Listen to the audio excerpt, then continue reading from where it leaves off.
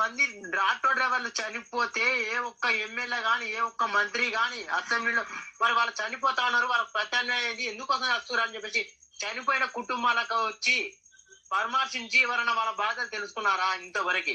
సరే చనిపోతా ఉన్నారు, చనిపోయిన వాళ్ళ ఇంట్లోకి వచ్చి ఒక్క ఇంటికన్నా వచ్చి ఎందుకోసం చనిపోయింది నీ భర్త, మీ తండ్రి ఎందుకోసం చనిపోయాడు, ఏ బాధలతో చనిపోయారని ఎవరో ఒక కుటుంబాన్ని ఎంక్వైరీ చేసి రావాలి. కేటీఆర్ వచ్చిండా?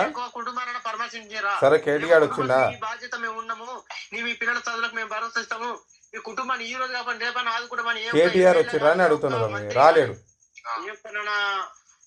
భరోసా వచ్చారా? ఎందుకు మా బతుకులతో ఆటలాడుతా ఉన్నారు? ఆడుతూ ఉన్నది కాక మమ్మల్ని ఎందుకు ఎలా చేస్తా ఉన్నారు?